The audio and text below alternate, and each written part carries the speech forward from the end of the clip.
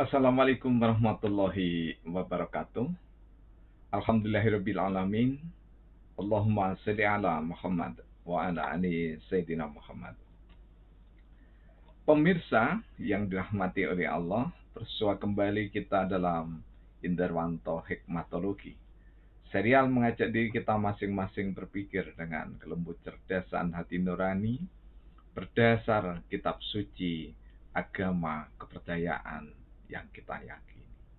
Pemirsa, ada permintaan dari sejumlah rekan yang senantiasa menyimak YouTube kami, dan itu terima kasih, yakni untuk mengulang kajian suara pertalian dengan kesehatan. Karena mengulang tentu saja berbeda dalam penyampaiannya.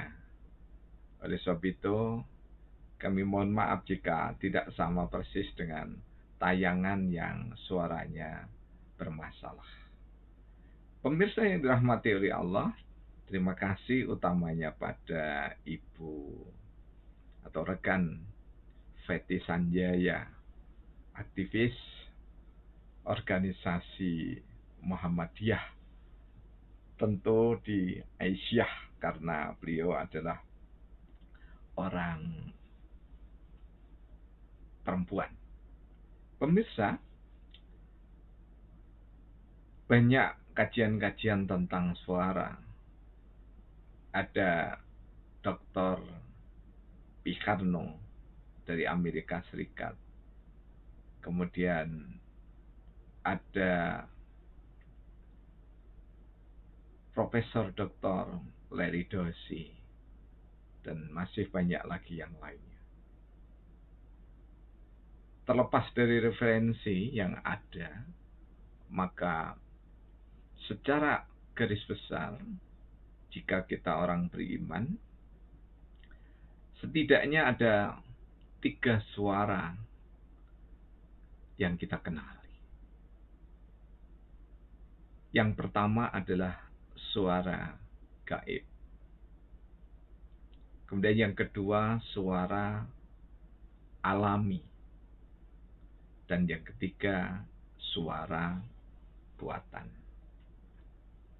Ketiga suara ini semuanya bermanfaat bagi kehidupan manusia, bahkan alam semesta. Karena tidak ada satupun ciptaan Allah, Tuhan yang Maha Rahman, tanpa suara. Meski terlihat diam, maka sesungguhnya benda-benda itu bersuara. Pemirsa yang dirahmati oleh Allah, apakah kegunaan dari suara-suara itu? Ada suara yang menuntun pada kebajikan, ada suara yang melembut cerdaskan hati nurani, ada suara yang mencerdaskan pikir otak indrawi, ada suara yang berfungsi untuk mengobati kegalauan diri, dan juga ada suara yang berfungsi untuk mengobati jiwa raga manusia. Pemirsa, mari kita dialogkan dengan kelembut cerdasan hati kita masing-masing. Yang pertama, suara gaib. Suara gaib adalah suara Allah, suara Tuhan, yang lazimnya disampaikan kepada malaikat-malaikat utusan. Yang paling terkenal adalah sang pembagi wahyu, raja dari segala raja malaikat, yakni adalah Jibril alaihissalam. Beliau diutus sejak Nabiullah Adam alaihissalam sampai dengan Rasulullah Muhammad sallallahu alaihi wasallam. Dan Rasulullah Muhammad Sallallahu Alaihi Wasallam adalah insan terakhir utusan Allah bagi kepercayaan Muslim yang salah satunya menerima suara langsung dari Allah berupa perintah salat. Dan suara gaib ini juga diperdengarkan Allah melalui para malaikat pembagi mimpi, melalui kolbu atau penggalih hamba-hamba Allah yang terpilih. Dalam hadis yang diriwayatkan oleh Imam Bukhari, Muslim, dan yang lainnya, pesan gaib lewat mimpi bagi hamba Allah, mukminin dan mukminat, benar adanya. Dan bahkan wahyu Al-Quran, sebagian di antaranya berupa pesan suara secara gaib lewat mimpi. Nah, pemirsa, yang kedua adalah suara alami. Yang paling dekat dengan kita, salah satunya adalah orkestra tubuh anak manusia. Jadi di dalam tubuh kita ini, kalau didengar betul dengan alat atau tanpa alat, akan ada suara-suara yang ritmenya, jika normal, konstan, meskipun berbeda. Namun ketika seseorang mengalami satu peristiwa yang tidak diduga, tidak jarang orkestra di dalam tubuh itu juga berubah seketika. Terutama ketika degup jantung anak manusia itu dikagetkan oleh berita yang menggembirakan maupun yang paling menyedihkan. Kemudian orkestra yang alami ini adalah orkestra alam semesta. Kita sangat mengenalinya. Ada angin, berdesis, gemuruh, dan seterusnya. Kemudian ada satwa di lingkungan kita. Bagi penghobi setidaknya ada burung di rumah tangganya. Tapi bagi yang mengikuti Rasulullah Muhammad SAW, salah satunya di rumah kita senantiasa ada ayam jago. Kemudian juga suara ternak, suara kilat, halilintar, dan seterusnya. Suara-suara itu diciptakan oleh Allah pasti berguna. Karena Allah mengabadikan firman-Nya, Rabbana ma khalaqta hadza batila subhanaka faqina adzabannar. Ini adalah doa Nabiullah Ibrahim alaihissalam kalau kita rujuk pada ragam tafsir, mulai dari tafsir legendaris Ibnu Katsir, kemudian fi Jilalil Quran, ada juga Al-Quranul Majid, tafsir Al-Asar, tafsir Kalam Mulia, dan seterusnya.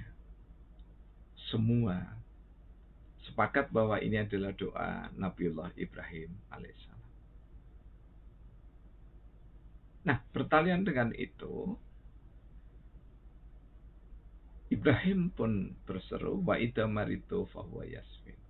Ketika aku sakit, maka Allah yang datang menyembuhkannya. Salah satunya Allah menyembuhkan lewat suara. Suara-suara buatan manusia yang paling sangat terkenal dan diabadikan di dalam Alkitab, yakni adalah seruling terindah Nabi Daud alaihissalam.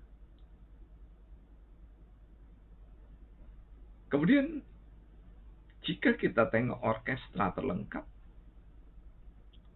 buatan manusia, tidak ada yang menyamai, yakni adalah orkestra dari masyarakat Jawa, gamelan. Kemudian kita juga bisa mendengarkan orkestra yang cukup lengkap, tapi tidak selengkap gamelan Jawa, yakni adalah orkestra Eropa. Suara manusia berupa nasihat, zikir, selawat, doa, kidung, nyanyian, semuanya berguna. Dan suara-suara itu jika diarahkan tepat sesuai dengan teladan Rasulullah Muhammad SAW, bisa menjadi piranti atau wasilah kesembuhan atas penyakit yang diderita oleh seseorang. Karena itu Profesor Larry Dossey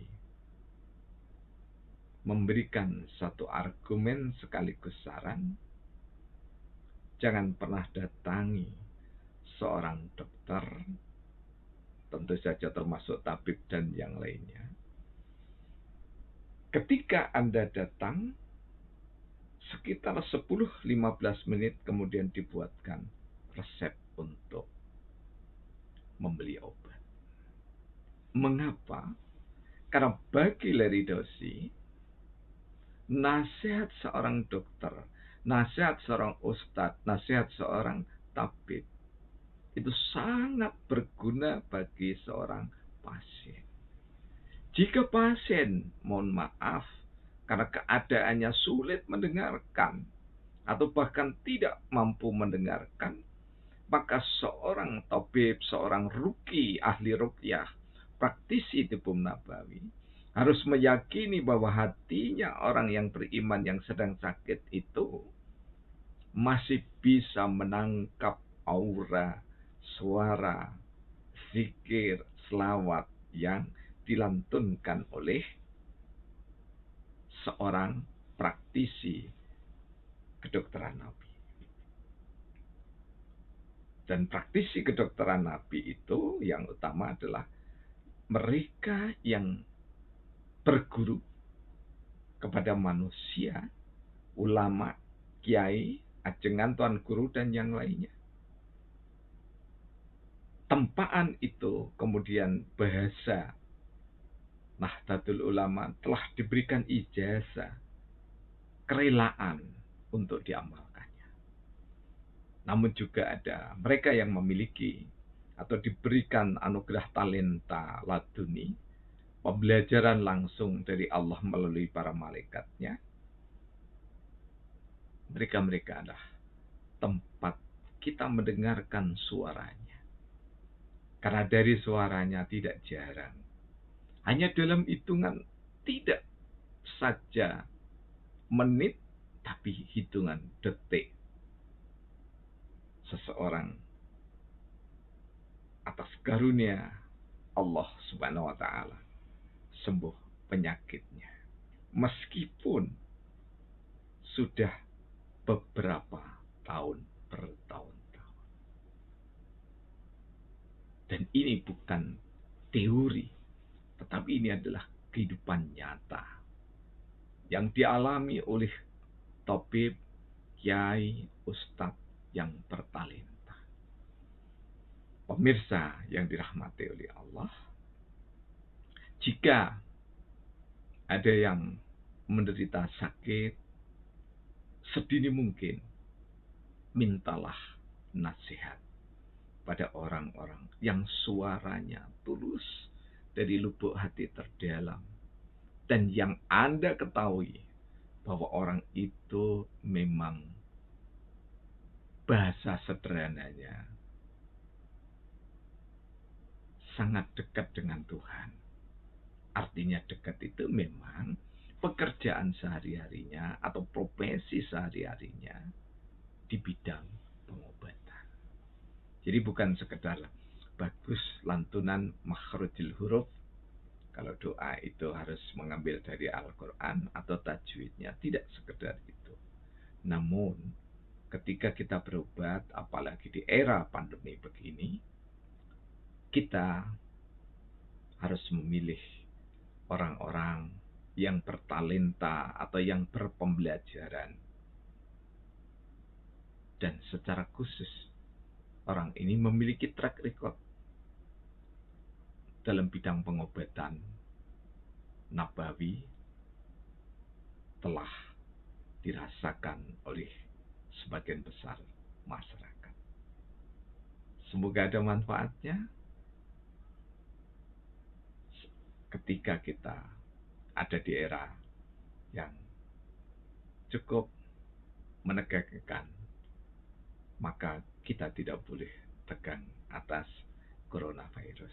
Tapi kita bersahaja, hati-hati, seksama dalam segala hal, dan bergantung kepada Allah adalah niscaya. Zikrullah, selawat dan doa tentu diimbangi minum dan makan yang menyehatkan akan membantu bangsa ini keluar dari kemelut corona virus. Billahi taufiq wal hidayah. Wassalamualaikum warahmatullahi wabarakatuh.